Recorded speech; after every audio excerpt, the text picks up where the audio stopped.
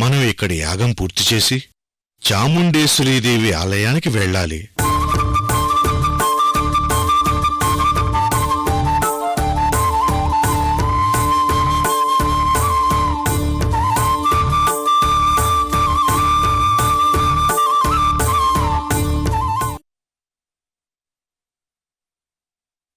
మొత్తానికి ఆ కాలముఖరుద్రుణ్ణి సమూలంగా నాశనం చేశావమ్మా.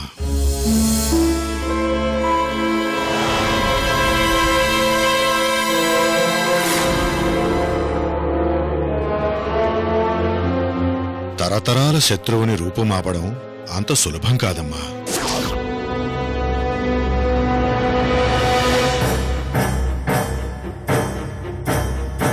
దీక్షితులు గారు, మా వంశానికి ఆ శత్రువుతో భవిష్యత్తులో మళ్ళీ ఎలాంటి ప్రమాదం రాదు కదా? రాదమ్మా.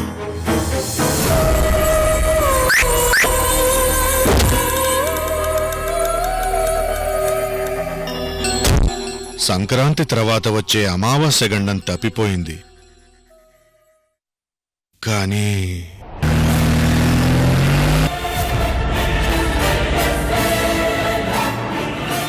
నీ దగ్గర నుంచి నాకొక ప్రశ్నకి సమాధానం కావాలమ్మా.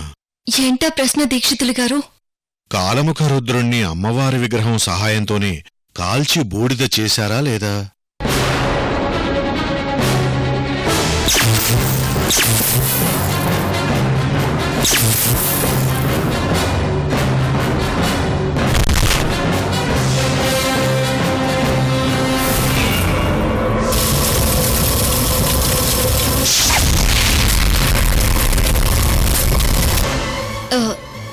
దీక్షితులు గారు, అసలు అనుమానం మీకెందుకొచ్చింది? అమ్మవారి విగ్రహానికి సూర్యాస్తమయం లోపు అభిషేకం జరగలేదు కాబట్టి విగ్రహంలో ఉన్న శక్తి శత్రువును చంపలేదు.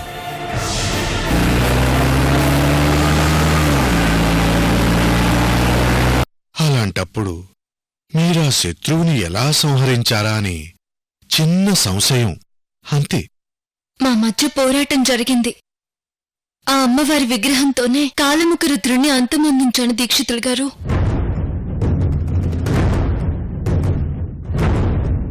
అయితే విగ్రహానికి అభిషేకం జరగలేదంటే శత్రు సంహారం ఇంకో విధంగా జరిగుండాలి. అంటే ఎలా దీక్షితులు గారు? ఆ విగ్రహంలో శక్తి ప్రజ్వరిల్లాలంటే అమ్మవారికి ఇష్టులైన మహాభక్తులు ఆ విగ్రహాన్ని తాకాలి.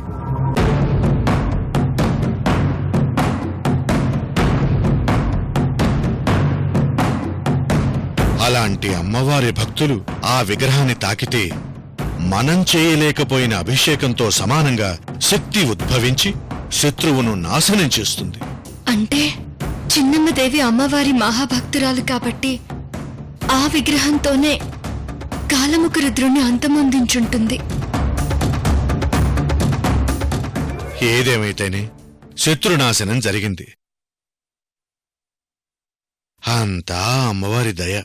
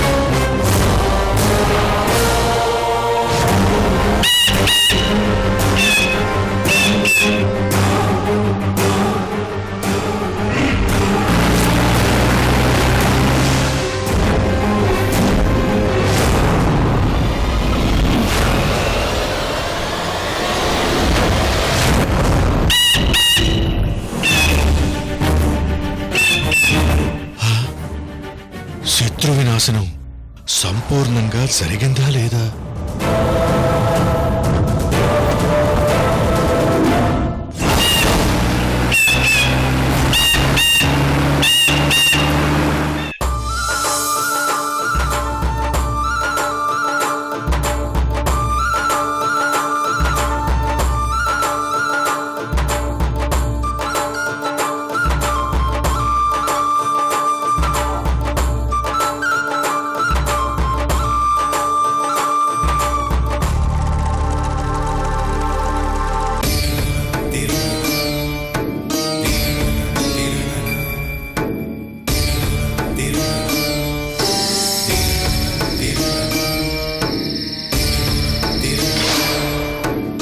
పూజారి గారు, చిన్నమ్మదేవి కళ్ళ నుండి రక్తం కారడం ఆగిపోయింది. వాతావరణం అంతా ప్రశాంతంగా ఉంది. అవును, రక్తం ఆగిపోయింది. వాతావరణం ప్రశాంతంగా ఉంది. ఇంతకు ముందు ఆ కాలముఖ రుద్రుడి ప్రభావం వల్ల ఇక్కడ భీకరమైన శబ్దాలతో పరిస్థితి దారుణంగా ఉండేది. ఎప్పుడూ ఆ కాలముఖ రుద్రుడు చిన్నమ్మదేవి మీద పగతో ఏం బీభత్సం సృష్టిస్తాడోనని ఆందోళన పడుతూ ఉండేవాళ్లం. యార్లగడ్డ వంశం మీద పగ, కృష్ణవేణమ్మ గారిని కామించాలన్న కోరికతో ఆ కాలముఖ రుద్రుడు చేయని విధ్వంసాలు, ప్రయత్నాలు అన్నీ నీ కావు. అవును పూజారి గారు, ఇన్నాళ్ళు ఆ కాలముఖ రుద్రుడి వల్ల ఎవరికి మనశ్శాంతి లేదు. చిన్నమ్మదేవిని మన గ్రామ దేవతగా కొలుచుకుంటున్నాం. అలాంటి దేవత మీద కక్ష కట్టాడు. ఏదైతేనేం సమస్య తీరిపోయింది కాబట్టి చిన్నమ్మదేవికి దీపారాధన చేసి నైవేద్యం సమర్పిద్దాం. అలాగే పూజారి గారు.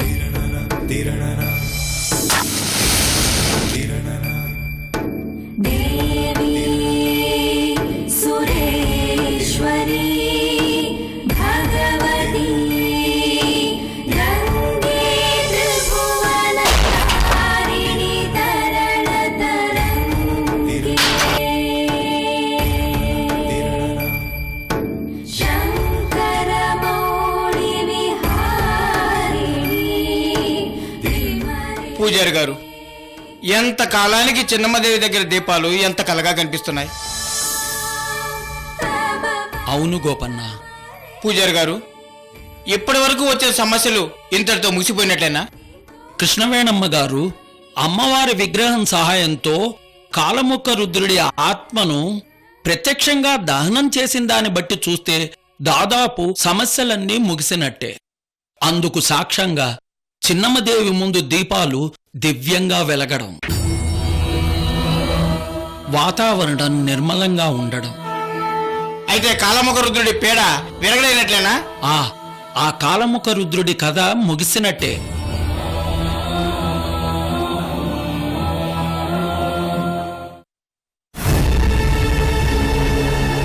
పూజారి గారు, ఇలా రండి.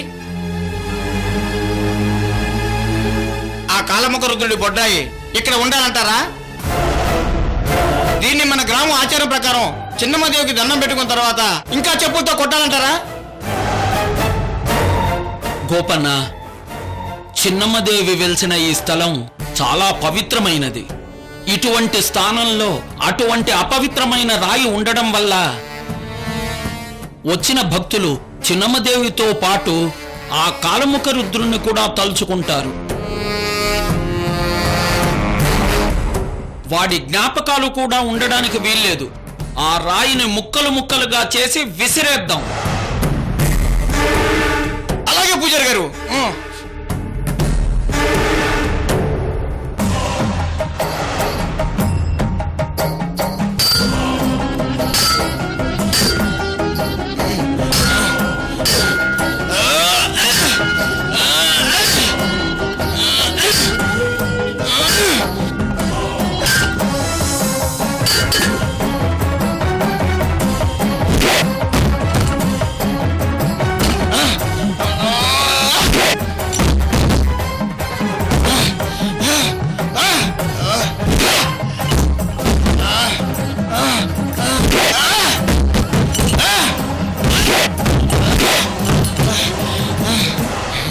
ఇక కాలముఖ రుద్రుడి పేడ విరిగిపోయింది. ఇక మన గ్రామానికి అన్ని మంచి రోజులే. అందరూ సుఖశాంతులతో ఉంటారు. అవును గోపన్న, ముందు ముందు మనకు అంతా శుభమే జరుగుతుంది.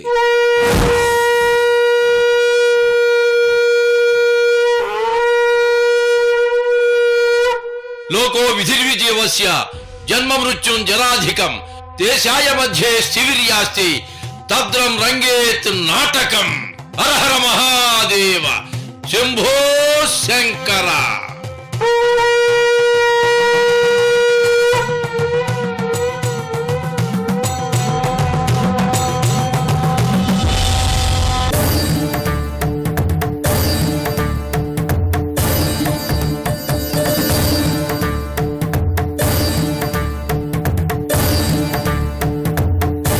కారణకలయం భవదాగమనం భ్రమ విభ్రమణం జీవన చక్రం. హర హర మహాదేవ శంభో శంకర.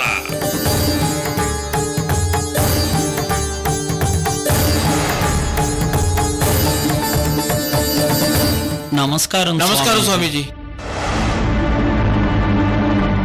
పూజారి గారు, స్వామీజీ గారు ఏమీ మాట్లాడకుండా అలా మౌనంగా కూర్చున్నారేంటండి? బలమైన కారణం లేకుండా స్వామీజీ గారు ఇక్కడికి రారు గోపన్న. అబ్బా, అంతా శుభం అయింది అనుకుంటుంటే మళ్ళీ ఇలా మాట్లాడతారేంటండి? ఇప్పుడు నువ్వేం మాట్లాడకు. స్వామీజీ గారు ఏం చెప్తారో చూద్దాం. అలాగే పూజారయ్యా.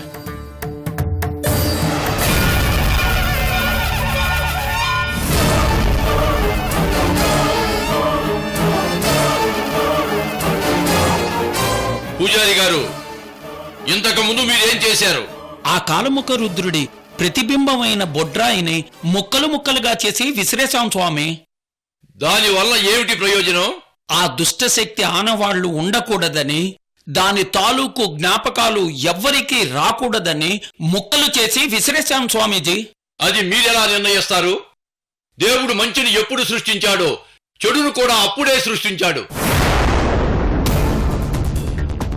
అలాగే మనిషిని సృష్టించాడు, రాక్షసుణ్ణి సృష్టించాడు.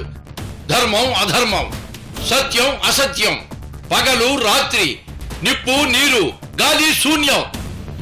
వీటిలో ఇది ఒక్కటే ఉంది, రెండోది లేదు, నశించింది అని ఎవరైనా చెప్పగలరా? ఆ కాలముఖ రుద్రుడు కృష్ణవేణి కళ్ల ముందే ఆహుతయ్యాడు కదా స్వామీజీ. కనిపించేవన్నీ సత్యాలు కావు, కనిపించనివి అసత్యాలు కావు. అంటే ఆ కాలముఖ రుద్రుడి ఆత్మ ఇంకా సజీవంగానే ఉందంటారా? వాడి ఆత్మ మళ్ళీ వస్తుందంటారా? వేసవి కాలం తర్వాత వర్షాకాలం, వర్షాకాలం తర్వాత శీతాకాలం, శీతాకాలం తర్వాత మళ్ళీ వేసవకాలం వస్తూనే ఉంటాయి. పగలు తర్వాత రాత్రి, రాత్రి తర్వాత మళ్ళీ పగలు వచ్చి తీరుతాయి. మనిషి పుట్టడం, చనిపోవటం, మళ్ళీ పుట్టడం, ఇది జరిగి తీరుతుంది. మీరు చెప్పేది అర్థం అవుతుంది, కానీ ఆ కాలముఖ రుద్రుడి ఆత్మ అంతమైందని చెప్తున్నారా, లేక అంతం కాలేదు అని చెప్తున్నారా? అర్థం కావడం లేదు స్వామి. ఆ ఆత్మ మళ్ళీ వచ్చి పగ సాధిస్తుందా లేదా అన్నది అర్థం కావడం లేదు స్వామి. హర హర మహాదేవ శంభో శంకర. కెళి విలసన్ మాయాజీవ మధ్యే రంగం నట సంతులనం. హర హర మహాదేవ శంభో శంకర.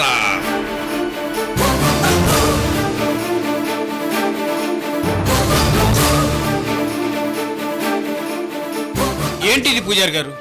ఆ స్వామీజీ గారు ఏదో ఒకటి చెప్పాలిగా, ఏమీ చెప్పకుండా అలా మౌనంగా వెళ్ళిపోతున్నారేంటి? ఆ స్వామీజీ గారిని మీరు నమ్ముకున్నారు, మిమ్మల్ని మేము నమ్ముకున్నాం. ఏ విషయమైనా ఆయన మీతో చెప్తారు, మీరు మాతో చెప్తారు. అటు స్వామీజీ గాని ఇటు మీరు గాని ఆ కాలముఖ రుద్రుడు ఉన్నాడా పోయాడా ఏదో ఒకటి చెప్పాలిగా. ఇక్కడ భయంతో చచ్చిపోతున్నామండి. ఆయన చెప్పిన దాంట్లోనే సమాధానం ఉంది. దాన్ని మనం పట్టుకోగలగాలి. ఏదో ఒక రోజు దీనికి సమాధానం దొరుకుతుంది. పద. ఆ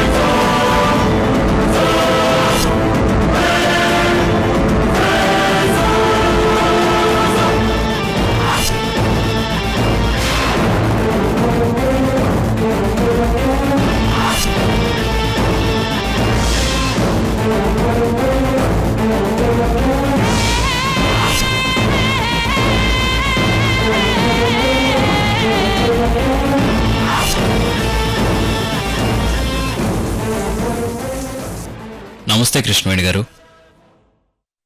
నమస్తే మనోజ్ గారు. మీరు మీరు నేనేనండి, మనోజ్ని. మీరిక్కడ మైసూర్కి? యుఎస్లో ఉండే నా కొలీగ్ డాక్టర్ పట్నాయక్ మైసూర్లో ఒక సెమినార్లో పార్టిసిపేట్ చేయడానికి వచ్చాడు. నేను ఇక్కడికి అతనికి హెల్ప్ చేయడానికి వచ్చాను. మీరిక్కడ మైసూర్లో ఉన్నారని తెలిసి మిమ్మల్ని కలుద్దామని వచ్చాను.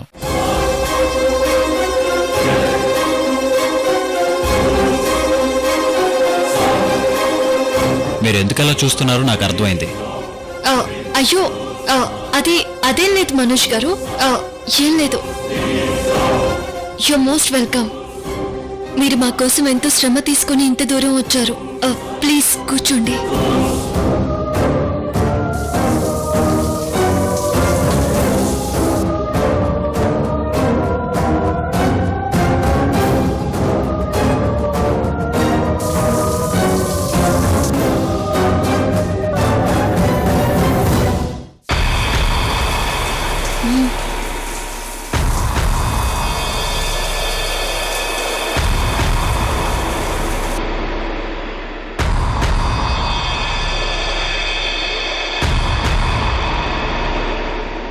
ఆ విధంగా నేను కాలముకృతుడి డెన్లో 3 నెలలుగా ఒక పెట్టెలో నిర్జీవంగా ఉన్నాను కృష్ణవేణి గారు.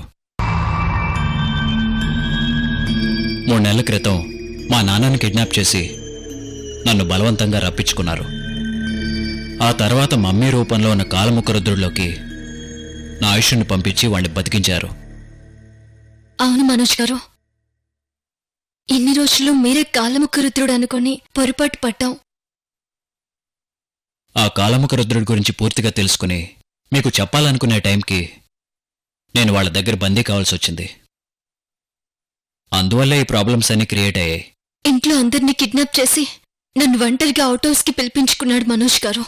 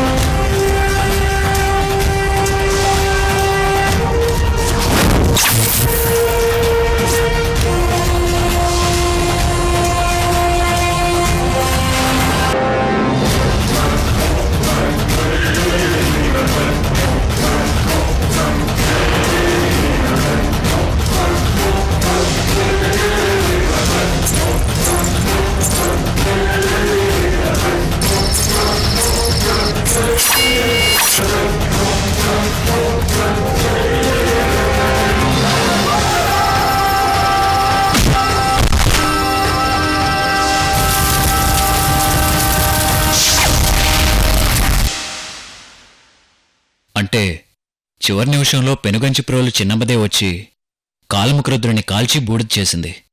అవును మనోజ్ గారు, చిన్నమ్మదేవి పునర్జన్మగా నా రూపంలో పుట్టిందని అందరూ నమ్ముతున్నారు. మా ఇద్దరి రూపాలు ఒకేలా ఉన్నాయి కాబట్టి నేను నమ్ముతున్నాను. కానీ ఈ జన్మ పునర్జన్మలు ప్రస్తుతం ఉన్న మన జీవితాల్ని ఇంతగా ప్రభావితం చేస్తాయని నాకిప్పుడు పూర్తిగా అర్థమైంది.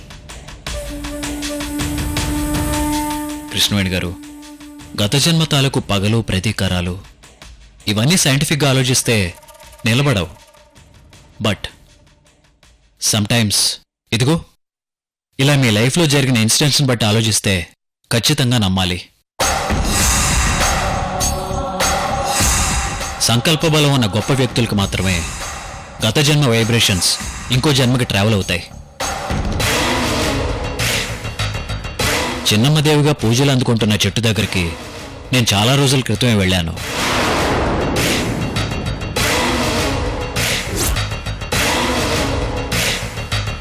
చిన్నమ్మదేవిని చూసినప్పుడు ఆమె మామూలు వ్యక్తి కాదని అనిపించింది. ఆమె మీద పగబట్టి కాలముఖరుద్రుడు మిమ్మల్ని టార్గెట్ చేశాడు.